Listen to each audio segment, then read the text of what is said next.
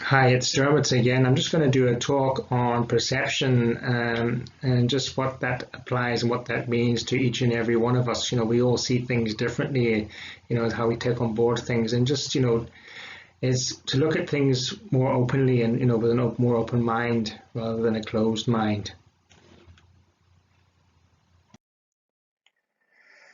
So it's not what you see, it's how you see it, and we do interpret everything we see in a different way. No two people will see the same thing in the same way, but I'll kind of get to that. It's, how we interpret it, how we take it on board and process what it is that we do see.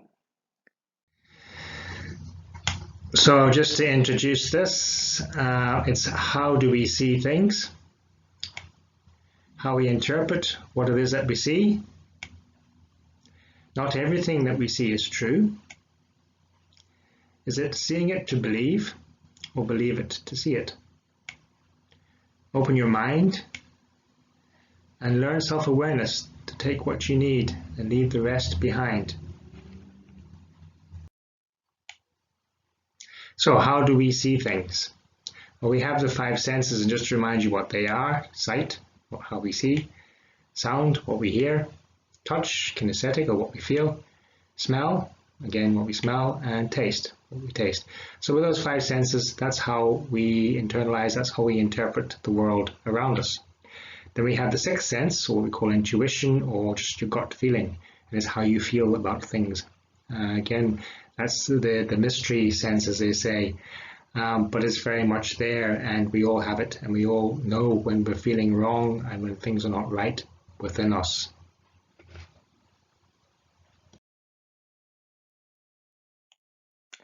So how we interpret what we see. So as you see, is it a rabbit or a duck? And again, there's no wrong answer here. It's whatever you see. Either you see a rabbit or you see a duck. They're both right. But people will see things in different ways. What people see, as I said, will be different. They'll interpret it differently. So not everything is true. Um, Again, do you watch the news? Do you take on board everything they say? Do you believe everything they say? And you've heard of fake news. It's very true. And every different news, article you hear is interpreted in a different way to a different audience. So, you have to kind of be open-minded here. Do you believe what you're being told all the time? Is it true or is it not true? And again, using that, you have to be open-minded. Don't just believe exactly everything you hear as being gospel.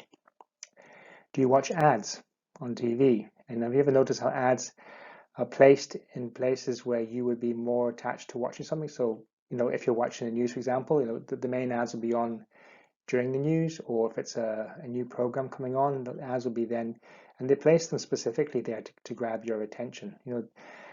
Marketing has algorithms, and they put ads in front of you that they think you'd be interested in. Do you believe what the ads tell you? Okay, if you take this tablet, you'll become slim, or if you do this, you become that. And you hear that all the time, and it sucks a lot of us in because we believe, because they're very good at doing that. The advertising industry is very good at selling. And then how do you know? How do you know it's true or not true? And again, you don't. What might work for one does not necessarily mean it's going to work for everybody or you. Media is marketing, and it relies on rating or eyes on. So that's how the media works. The more views it gets, the more popularity it gets. And they will, unfortunately, manipulate you to get your attention and make sales. And that's just how it works. That's how sales works. And that is how the world works. In essence, that's how media works. So just to be aware of that. So is it seeing it to believe or believe it to see it? And for a lot of people, I suppose say it's only scientific if you can prove it. But do you believe in God? Have you ever seen God? And this is an age-old question. Science will prove maybe there isn't a God. But if you look at it, most of the world's population believe in a higher power without physical evidence. So, nearly everybody on this planet believes in something bigger than themselves, no matter what it is, God or Allah or Buddha or, you name it. Despite a lack of physical evidence, spirituality is a very powerful energy, and that science is now even beginning to accept it. They're starting to accept that spirituality is there. It's not something that's mumbo jumbo that's out there. There is an energy force called spirituality, and it is ever present and is ever with us. So what you believe, not everyone else, is what counts. So again, it's going back to that and saying, whatever it is, it gives you a sense of meaning, purpose, and hope in life. That's what's important. It doesn't have to be the same as the person next to you or what you hear on TV, etc., or on social media. It's what you feel. So opening your mind. Do you have an open or fixed mindset? So how do you see things? Are you hopeful or are you pessimistic? Now in early recovery, you will find that it can go up and down. Moods can swing. You take your own recovery. How do you perceive your recovery? Some days you'll feel great. You feel on top of the world. Next days you'll feel down and feel trodden on. And that's just how you're seeing it. It doesn't mean to say that any day is different to the day before or the day after is different to the day before. All the days are the same. It's how you're perceiving it. So whatever's happening is happening inside of you. It's not happening around you. So are you full of fear and anxiety, or are you more optimistic and hopeful? How do you see the world? Do you see light at the end of the tunnel, or do you not see light at the end of the tunnel?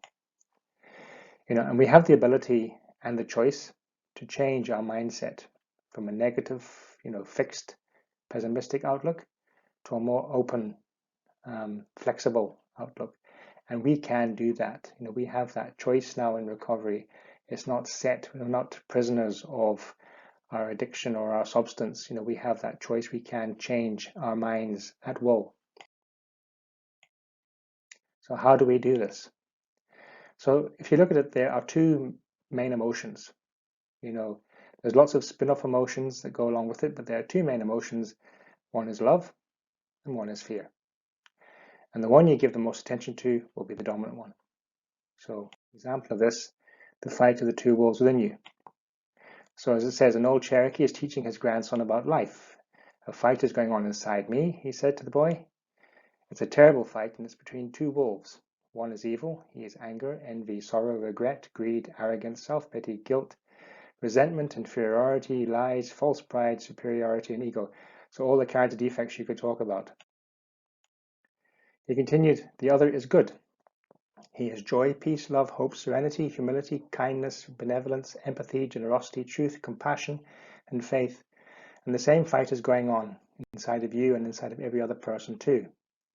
So the grandson thought about it for a minute and then asked the grandfather, which wolf will win? And the old Cherokee simply replied, the one you feed. So it's whichever one you give more attention to will be the winner. So if you find you give more attention to, I suppose, your defects, you will experience more defects. If you're giving more attention to love, hope, that's what you'll experience. So learning self-awareness to take what you need and leave the rest behind. To build your own self-worth and self-esteem and break the chain of codependency, you have to learn to trust your own perception. So you have to learn to trust what it is that you see and how you see it, and believe in yourself. Believe in how you see it, believe in what you see, believe in what you do, and believe what influences you in life. So it's starting to look for those things in and around you, especially within you. So only you can know how you feel. No one else can know how you feel. Only you can know what you're thinking. Nobody else can do that. And only you can interpret what is true for you or not. So whatever you know to be true in your heart, in your head, as long as you've been honest with yourself and you know that's right. You have a lot more self-control or more control of yourself than you've been led to believe. And a lot of us don't believe it, especially if you come from addiction. Our self-esteem and our self-worth is so low that we don't believe or we don't trust ourselves. And we can't empower ourselves because we don't believe we can. But you have that empowerment power within you in recovery, and are starting to believe that you do, that you can control. You are more independent than you think you are. And you just have to keep practicing and practicing until you become more, I suppose, independent, more self-reliant, self-sufficient, etc. So just to summarize this, so how you see things is how you see things, okay? So what you see is what you see, it's what you believe, what you take with. Be open-minded on what you perceive. So again, what might be true for you might not be true for somebody else, and vice versa. What might be true for them might not be true for you. That's okay. That's life. People see things in a different way, So don't be thinking, oh, I'm wrong or they're wrong. Everybody is right in their own way. Take what you need and leave the rest behind. So you'll hear things, you'll get advice, you'll get suggestions, you'll get opinions, you'll get everything. And that's okay as well, because a lot of times people are just trying to help. They're not trying to put you down. But take what you need. If it's constructive criticism, don't look at it as being as a put down. Look at it as to say, well, what can I use from that? What can I learn from that? And if it's something that someone's trying to support us with, it might not be exactly 100% correct for us. But again, what can help me? What can I use out of that? And then all the other stuff that you don't need, just put it aside, let it go. And use your feeling as a barometer of your thoughts and behavior. And we all know that when we're feeling good emotionally, internally, it means whatever's doing, whatever we're thinking, whatever's going on for us is good. When we're feeling bad, then something must be going on. Something must be going wrong with our thoughts, our chain of thoughts, our situation, where we're at, our behavior is not right. So we need to look at that and say, well, if I'm feeling bad, then something is not going on right. So I need to make a change there and change my thinking, and then hopefully I'll change my feeling. So what makes you feel good? You do more of what makes you feel good. That's just common sense. And do less of what makes you feel bad. Again, in this case, be honest with yourself so and you can't lie with your emotions, because your emotions are always honest. They're always telling the truth. So no matter what your head is telling you or what you're telling yourself, your emotions will never let you away with it, with a lie. Okay, anyway, that's just this talk on perception. Hopefully it was helpful to you.